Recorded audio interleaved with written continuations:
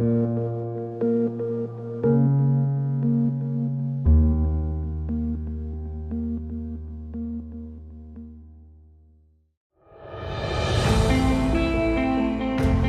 nickname for years has been Hurricane Laura, and I don't think that the person who originally gave me that nickname meant it as a compliment, but when I think about the sheer power of hurricanes, I would argue that they're actually really hyping me up. Unfortunately, when the real Hurricane Laura hit, it didn't go great. Turns out hurricanes and people don't always mix well, so I'm basically doing y'all a favor by being a hermit for the majority of my life. My name is Laura Zara. The most important thing is not dying. I'm a survival and backcountry specialist. I'm getting caught on every tree branch. Whew. I love antlers. I have a hard time explaining what I do and what my life looks like, but it's way easier to just show you. Sometimes you end up in the wrong place at the wrong time, and you can't always predict where the bears are gonna be. Learn what it takes to become decivilized.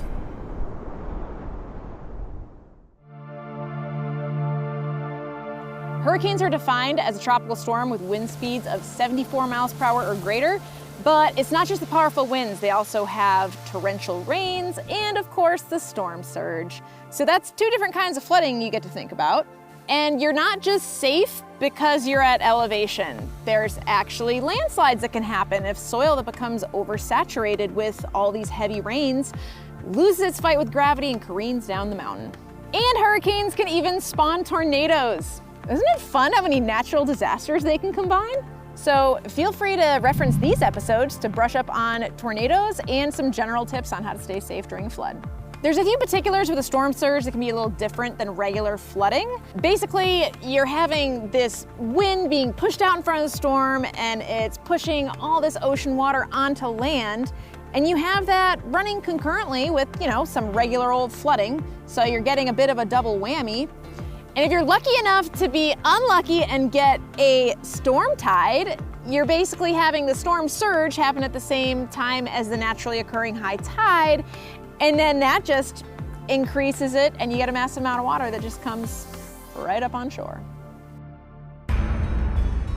One of the craziest things is if you live in an area where there's dangerous animals in the water, like alligators or crocodiles or sharks, and you have all of this flooding from both fresh and salt water, you can have these animals in areas where they usually aren't.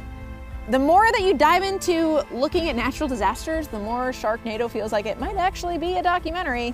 Water is also great at conducting electricity, as we know, so you get those downed power lines in the water, you can add that to the list of things to worry about. Then you have all the contaminants in the floodwaters, from sewage to gasoline, chemicals, and it's turning the water into something that you really don't want to be spending any sort of time into. You thought that the game The Floor is Lava wasn't training for the real world. Oh no, the floor is lava! But it actually might be, except it's more like the water is lava. That's silly. And then there's the aftermath of the hurricane when the water recedes and everything's just damaged from the salt water and it starts molding. But that sounds like a tomorrow problem. And those are just complications from the water. And of course, there's the winds, which we haven't even talked about yet.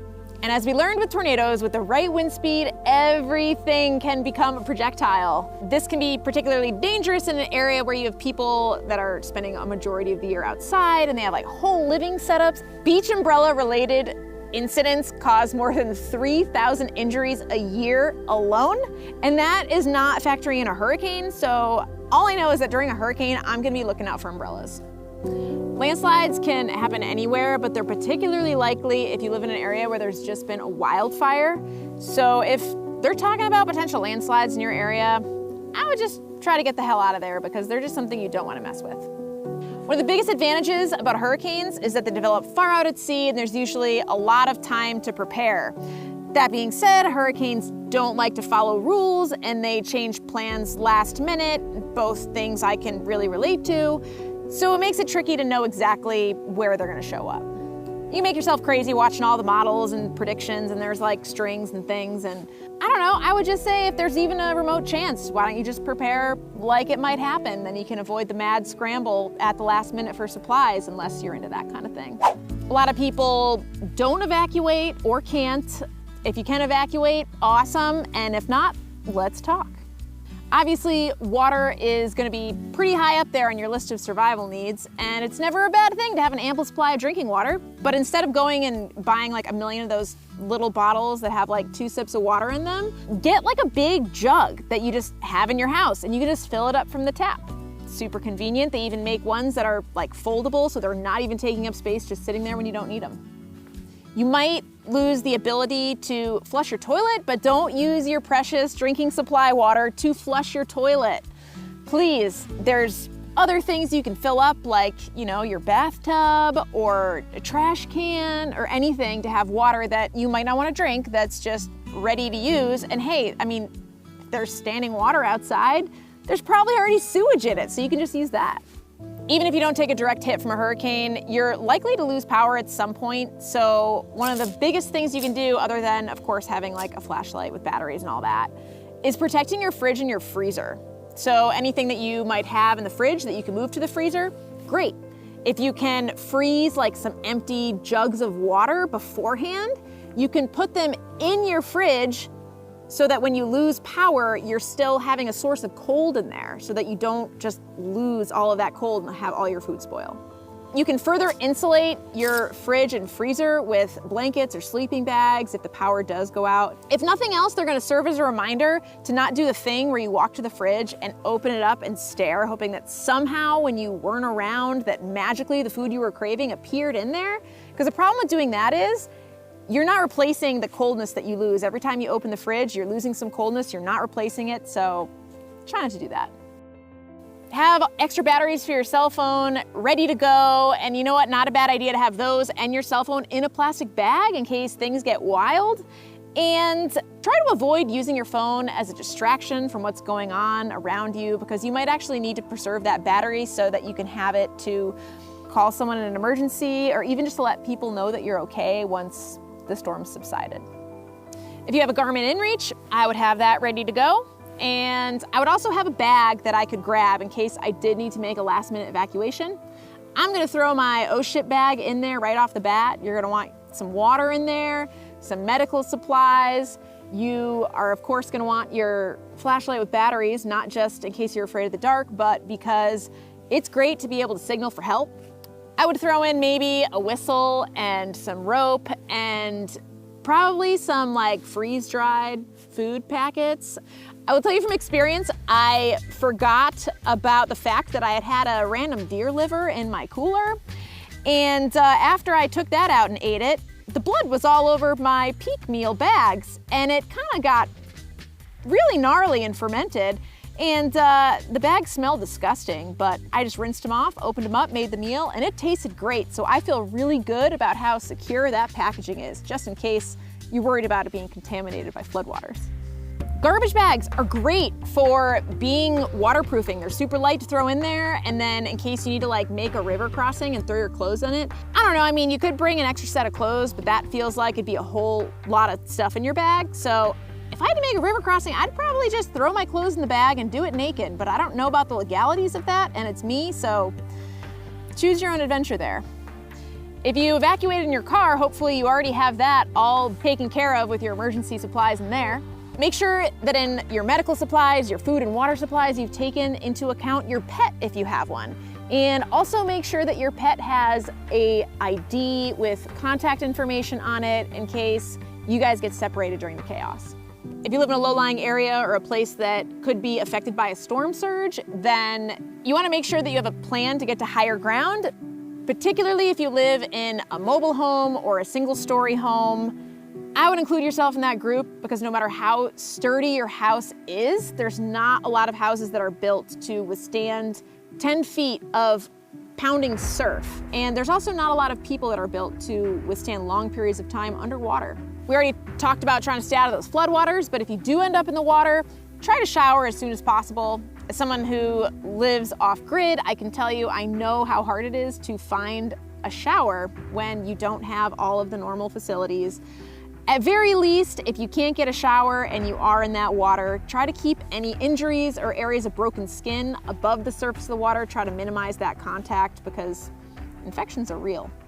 If the hurricane hits and you do have to hunker down, then like a tornado, you want to get to a safe place in your house. If you're being battered by those winds, you want to try to get to a place that, you know, if like a tree fell in your house, you're ideally not going to be easily crushed. I'd stay out of like a greenhouse or a sunroom.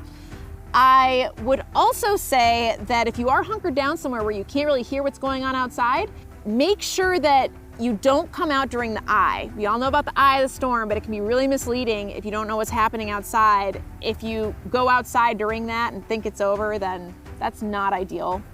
If flooding does occur, get to the highest point of your house. Bring your food supplies, your water, your phone, whatever, all your supplies up with you to this higher level and be ready to think about what your next plan is. If you do go to an attic, make sure that you have an escape route from that attic so that you don't end up being trapped into a place where water can get into but that you can't get out of. If you don't have a window in the attic, I would suggest bringing some kind of tool up there that you could potentially use to get through the roof if it comes to that. Now, if you're living that decivilized life and you're planning an excursion out somewhere where hurricanes regularly hit and tis the season, I would be checking in more often than normal. Again, great thing is that these things can be predicted pretty far out in advance. So if you're out and there's even a small likelihood that you might get hit when you're out there, I'd cut my plans short. And I don't like cutting plans short. If for some reason I had to be outside during a hurricane, I would first of all get as far away from the coast as I feasibly could to some higher ground above sea level. I wouldn't go to like the mountain peak though. I'd go to like a nice little bowl or a holler, but I would make sure it wasn't one that had, you know, like a creek that would start raging through the middle of it. And I'd try to avoid hunkering down in a spot where I thought rainwater might just start gushing through. I would stay away from any tree lines. So those places where you have like a field and then all of a sudden there's trees, the wind is coming in and it's like rushing unobstructed through that open space. And then the trees take the full brunt of the force of that wind. There's nothing to break it up. So those trees are really likely to fall over. I don't want to be anywhere around that. I want to be in, protected, where the winds kind of had a chance to bounce around some other stuff first. I'm also going to try to find like a big rock or boulder, something that I can just snuggle up next to, mostly because I like rocks, but also because hopefully if a tree does fall, it's going to take the brunt of that and not just instantly crush me. Even though hurricanes happen because of warmth, you're going to be experiencing two major ways that heat can get sucked from your body. One being, you know, you're having buckets of rain dumped on you. And the second being that wind. So hypothermia is still a risk. I would put my clothes on, as many clothes as I had with me. I'm going to leave my backpack on when I hunker down so that A, anything that is a projectile could potentially hit my backpack and not give me the full brunt of that force. And B, because it's going to help me keep some of that heat in, which I like. If you do happen to have matches or a lighter, something like that, make sure that you are keeping it as waterproof as you possibly can. You know, let's say you're subject to this storm, you're being battered out there, you're cold, and then night falls, you get that classic situation where you're gonna want a fire. Also, little note, if you do have extra water containers and you're getting your water from a stream and then purifying it, I would suggest getting it before the storm comes, because even though you're still gonna need to purify it, you're gonna be dealing with a lot less sediment if you gather it before you get all of that water in the mix. If you don't have some kind of container to put extra water in, then I would suggest making a simple sediment filter. You can use any old little bottle you find. You could use a piece of bark rolled up like a cone. You're looking for something with a funnel. You're gonna cut the end off of your bottle, and then you can stick like a piece of a t-shirt or even a napkin, something to act as a filter. Then you're gonna layer in, ideally charcoal at the very bottom, but given that you might not have a fire at this moment, you could just go straight to sand. And then a layer of small rocks on top of that. As you pour your water in, your smaller rocks are gonna catch the large chunks of debris. Then it's gonna have to percolate through the sand, which is gonna further filter it. If you did have charcoal, that'd kind of help too, but it's gonna drip out through the bottom of here and it's gonna be a lot less dirty than it would be. I would only suggest doing this if you know that there's no chemicals in your water if your water is coming from a higher source where there's not people and development and all of that above you. That way that you know that it's just gonna be sediment really that you're taking out, and you're not gonna be as worried about all of the really gnarly contaminants that you can't filter out. Clearly hurricanes are pretty powerful. So if you're trying to throw an insult at someone by calling them a weather pattern, call them like a partly to mostly cloudy day, because nobody remembers that. One of the craziest things is oh my God. Beach umbrella related injuries cause, wow. There's definitely voices of human. Put that and your cell phone in a plastic bag and face, what's a face? They're not at all. What the am I trying to say here? Is it you get in trouble for being naked during a natural disaster?